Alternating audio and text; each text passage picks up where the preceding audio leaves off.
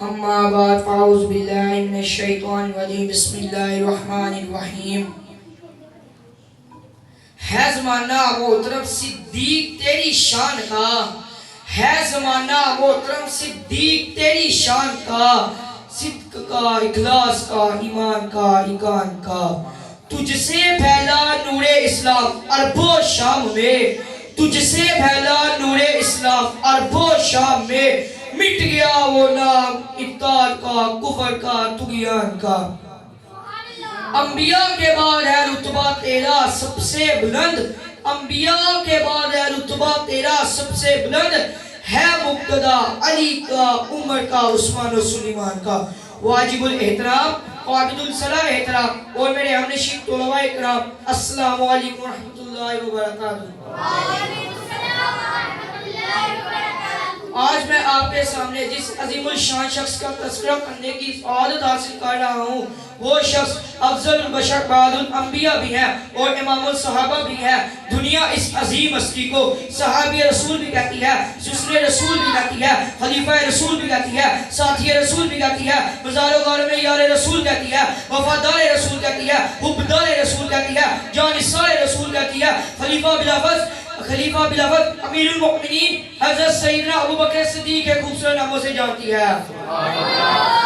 سامعین محترم، جس دور میں حضور صلی اللہ علیہ وسلم نے فرعون کی پہاڑی پر توحید کا اعلان فرمایا، اس زمانے میں روح زمین پر کوئی ایک شخص حضور صلی اللہ علیہ وسلم کا ہم نوا ہم سفر نہ تھا۔ ہر طرف سے مخالفتیں شروع تھی، لیکن کچھ ہی دیر گزری کہ ایک شخص ان بے شمار مخالفتوں کے باوجود حضور صلی اللہ علیہ وسلم کی طرف آتے ہوئے نظر آیا۔ وہ شخص ابو بکر صدیق تھا۔ اس مشکل اور احساس انتہائی دور میں لوگ مخالفتیں کر رہے تھے، لیکن ابو بکر صدیق موافقت کرتے ہوئے نظر آئے۔ سب لوگ دشمنیاں کر رہے تھے، لیکن ابو بکر صدیق دوستی کرتے ہوئے نظر آئے۔ سامعین محترم، پوری جماعت الصحابہ میں نظر درائی جائے تو ابو بکر، اور اب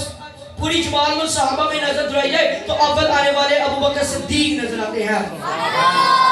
وہ ابو بکر صدیق جو ایمان میں اول آتے ہیں، وہ ابو بکر صدیق جو علم میں اول آتے ہیں، وہ ابو بکر صدیق جو اقال میں اول آتے ہیں، وہ ابو بکر صدیق جو اطمینان میں اول آتے ہیں، وہ ابو بکر صدیق جو عمل میں اول آتے ہیں، وہ ابو بکر صدیق جو اخلاص میں اول آتے ہیں، وہ ابو بکر صدیق جو تقویٰ میں اول آتے ہیں، وہ ابو بکر صدیق جو طہارت میں اول آتے ہیں، وہ ابو بکر صدیق جو جانثاری میں اول آتے ہیں، وہ ابو بکر صدیق جو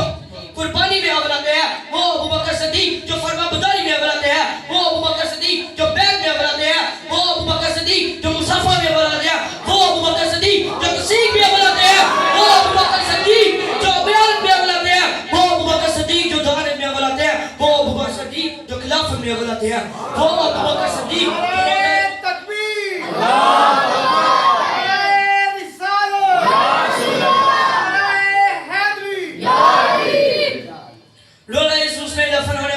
اور ہر چیز کو اول لے جانے والے ابو بکر صدیق نظر آتے ہیں۔ سامعین وقار، جب میں قرآن مجید کھولتا ہوں سورہ توبہ آیت نمبر 40، اللہ رب العزت فرماتا ہے فان یسمعیلی اسم فی الغور، فرما کر ابو بکر صدیق کا تذکرہ کرتے ہوئے نظر آتا ہے۔ اسے یقول لصاحبہ، فرما کر ابو بکر صدیق کے ساتھی کا تذکرہ کرتے ہوئے نظر آتا ہے۔ نوتا حضرت اندر معاہدہ اور خوشخبریاں نظر آتی ہیں۔ اللہ رب العزت کی دعا ہے کہ ابو بکر صدیق کی، اللہ رب العزت کی دعا کہ ہمیں حضرت ابو بکر صدیق کا کام، اللہ تعالیٰ کی بارگاہ میں دعا ہے کہ ہمیں ابو بکر صدیق کا کام کرتے ہوئے نظر آئے۔